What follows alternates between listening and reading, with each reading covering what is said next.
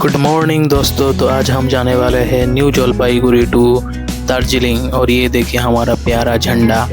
मुझे वेस्ट बंगाल की एक बात बहुत अच्छी लगी कि हर जगह पे आपको तिरंगा दिखाई देगा, वो भी बहुत ही बड़े बड़े साइज़ का। और सुबह की शुरुआत हम IRCTC के होटल में कर रहे हैं और यहाँ पे हम लोगों ने सोचा कि कॉफ़ी पी लेते हैं, लेकिन हमारे पास चम्मच नहीं था, इसीलिए हमको चाकू का इस्तेमाल करना पड़ा। IRCTC वालों नेक्स्ट टाइम चम्मच रखना ज़रूर। और ये हम अपना बोरिया बिस्तर लेके चेकआउट करते हुए रिसेप्शन में जाने के बाद उन लोगों ने हमसे हमारा सिग्नेचर लिया। और सिग्नेचर देने के बाद मेरे को याद आया वो खतरनाक सीढ़ी जो कल रात को मेरे को चढ़ना पड़ा था, लेकिन अब उतरना पड़ रहा है तो इतना ज़्यादा मेहनत नहीं करना पड़ा। उसी के बाद हमको दिखाई दे एस्केलेटर। ये मुआवजा है जो मेहनत हमने कल रात को की थी, लेकिन फिर से आ गया सीढ़ी। तो किसी ने बोला कि साइड से चले जाओ भाई, इधर से अब रोलर कोस्टर राइड लेके छन करके नीचे जा सकते हो। और नीचे जाते ही हमको दिखाई दिया घना फ्लड। इधर पानी था, बहुत ज़्यादा पानी। और इधर हमको एक ड्राइवर दिखाई दे जो हमको 400 रुपये में सिलीगुड़ी ले जाने का प्रॉमिस कर रहा था, लेकिन भाई सिलीगुड़ी जाने के लिए NGP से ओनली 30 रुपीज़ लगता है, वो भी शेयर्ड टैक्सी में। यहाँ पे ना दोस्तों ड्राइवर लोग आपको चूना लगाने के लिए खड़े रहते हैं। ये बंदा हमको बोल रहा था कि 400 रुपये में हमको लेके जाएगा। और उसके बाद हमको मिला और एक ब्रोकर जो हमको बोला कि 200 रुपये पर पर्सन हमको दार्जिलिंग लेके जाएगा। और ये सोच के हम इसके पीछे चल दिए। फिर हमको पता चला कि ये तो ट्रैवल एजेंसी वाला था और ये हम फंस गए भाई। इसने इतना अच्छा बिहेवियर किया, हमारा बैग भी हाथ में ले लिया, बोला कि सर चलिए मैं आपको लेके चलता हूँ। फंस गया CM, इसे पार्टी की मीटिंग समझ के फंस गया। एक्चुअली गलती हमारा ही था कि हम लोग इन पे भरोसा कर दिए। मेरे को पहले से पता था कि ट्रैवल एजेंसी वाले चूना लगाते हैं, फिर भी हम उसके पीछे पीछे चले गए। पता नहीं मैंने ऐसा क्यों किया।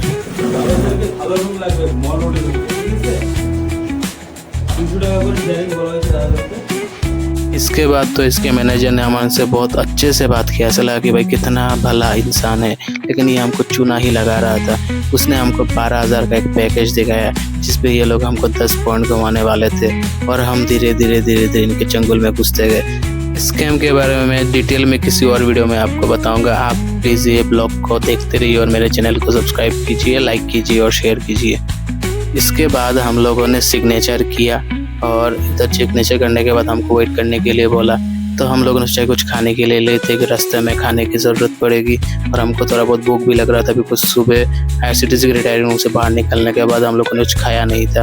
और उसके बाद एक बंदा आया इनका जो हमारा ट्रॉली लेके चलने लगा। हमको तो ये सर्विस बहुत अच्छा लगा, लेकिन उसके लिए हम जो एक्स्ट्रा पैसा दे रहे थे वो हमको पता नहीं था, वो उधर जाने के बाद पता चला। फिर भी क्या करें, जाना तो है, ये घूमने आए हैं। और थोड़ा डर भी रहते बिकॉज पहली बार वाइफ के साथ जा रहा हूँ। पहले तो मैं सिलीगुड़ी पहले भी आया था, इसलिए मेरे को पता था कि सस्ते में जा सकते हैं, लेकिन दार्जिलिंग में कभी नहीं गया।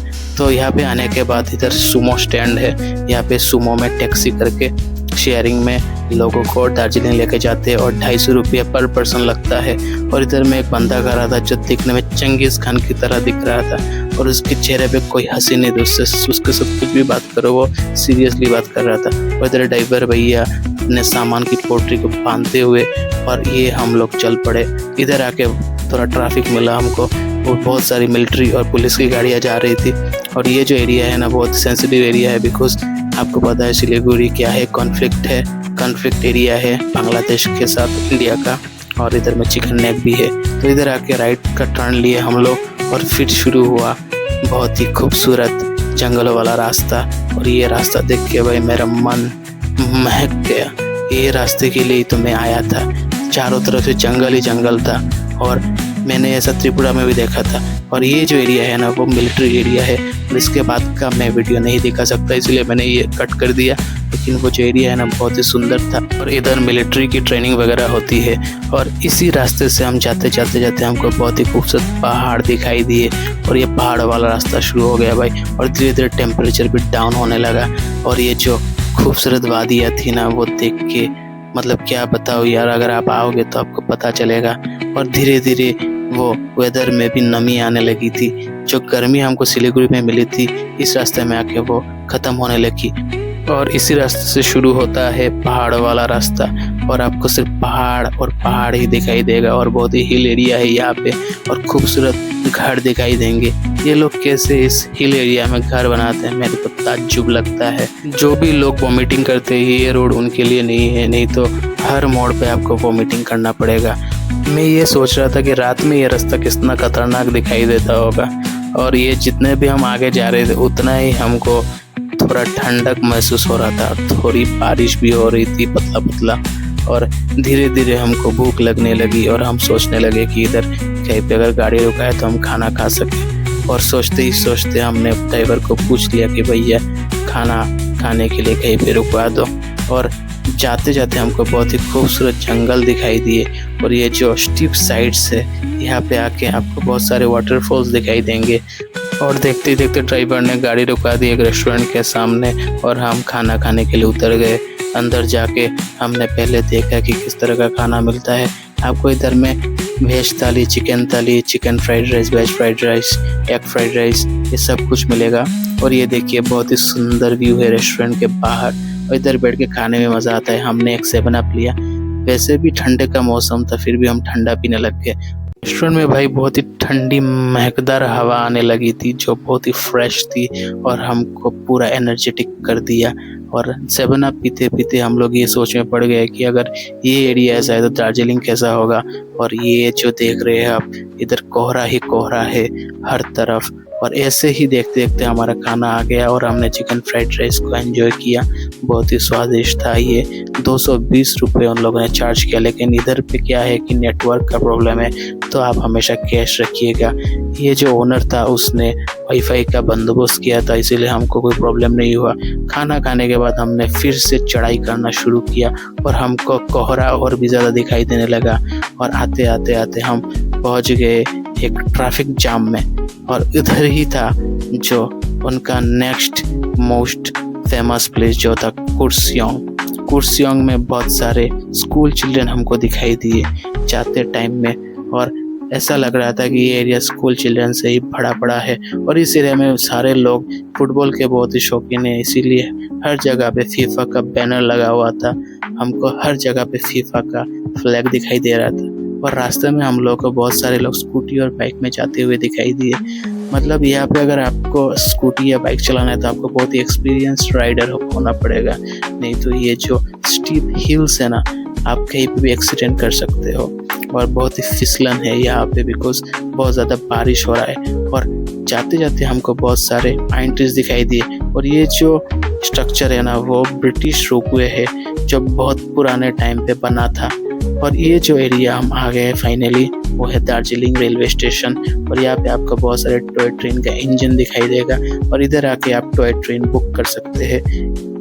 इन इंजन्स के साथ बहुत सारे लोग फ़ोटो भी खिंचाते हैं और सुबह यहाँ से टॉय ट्रेन निकलती है और आसपास में बहुत सारे अच्छा होटल्स भी है, तो आप यहाँ पे आके होटल भी चेक इन कर सकते हैं। एजेंसी वालों ने हमको बोला था कि माउंट कंचनजंगा व्यू वाला रूम देंगे और हमको इधर रामाडा में ठहरने के लिए बोला। उसी टाइम पे एक होटल से कॉल आया कि हमको थोड़ा चढ़ाई करना पड़ेगा आगे की तरफ जो चौक बाजार एरिया है। और हम चढ़ने लगे। चढ़ते चढ़ते हमको ऐसा लगा कि हम ट्रैकिंग पे आए हैं। थोड़ी देर बाद वो लड़का आया लाल छतरी लेके और हमको ऊपर की तरफ चलने को बोला। पहले बोला कि थोड़ा ही दूर है, लेकिन भाई इधर आके ऐसा लगा कि मैंने अलग से पैकेज लिया है पहाड़ चढ़ने का। हम चढ़ते ही जा रहे थे। बाद में हमको पता लगा कि रोड के साइड वाला होटल ज़्यादा कॉस्टली है और ये ऊंचाई वाला होटल लेस कॉस्ट में आता है, इसीलिए एजेंसी वालों ने कमीशन खाने के लिए हमको ये होटल दिया है। और एजेंसी ने हमसे पहले ही 5000 रुपये एडवांस ले लिया, तो अब क्या करें। फिर हमको वो रूम दिखाने लेके चले गए, बट हमको रूम पसंद नहीं आया। रूम बहुत ही डैम्प था और जैसा हमको फ़ोटो दिखाया था वैसा तो था ही नहीं। उसने बोला था कि व्यू दिखेगा, मैंने विंडो खोल के देखा सिर्फ कोहरा ही कोहरा दिखाई दे रहा था और मैंने ही गलती की थी व्यू रूम मांग के। व्यू रूम में कुछ भी नहीं था। फिर हमको ये रूम दिखाया। ये रूम काफ़ी अच्छा था लेकिन इसमें व्यू नहीं था। यहाँ पे बहुत ही खूबसूरत लाइटिंग थी और लाइटिंग आप चेंज कर सकते थे, बहुत सारे स्विचेस थे, आप अलग अलग लाइटिंग देख सकते हैं। यहाँ पे पार्टी मूड भी है, पार्टी वाइब्स भी है, रोमांटिक वाइब्स भी है, सब कुछ आप यहाँ पे कर सकते थे। और इस होटल का भाड़ा था 1200 रुपये और ये था हमारा होटल का बाथरूम। बाथरूम इतना भी अच्छा नहीं था और बहुत ही बदबू आ रहा था, ये लोग बोल रहे थे कि ये बहुत दिन से बंद है इसलिए ऐसा स्मेल आ रहा है। उसके बाद हम लोग बाहर निकल गए कुछ खाने को खरीदने के लिए, और ये है मॉल रोड। मॉल रोड ज़्यादा घूमे नहीं बिकॉज हम बहुत टायर्ड थे। हमने सोचा कि आज रेस्ट करेंगे, कल घूमेंगे। और भाई इस जगह का भाई मुझे बहुत अच्छा लगा। यहाँ पे लोग घूम रहे थे, फ़ोटो खींच रहे थे, बहुत ज़ोर ज़ोर से गाना बज रहा था, और यहाँ पे कपल्स और फैमिलीज का गैदरिंग लगा हुआ था। साइड में लोग मक्के बेच रहे थे और बहुत सारे फूड स्टॉल्स भी थे और कपड़ों का भी दुकान था। पर हमने शॉपिंग नहीं की और खाना पैकिंग किया और होटल की तरफ चल दिए बिकॉज हम बहुत टायर्ड थे। और ऐसे ही एंड होता है हमारा first day at Darjeeling. See you in the next video, bye bye.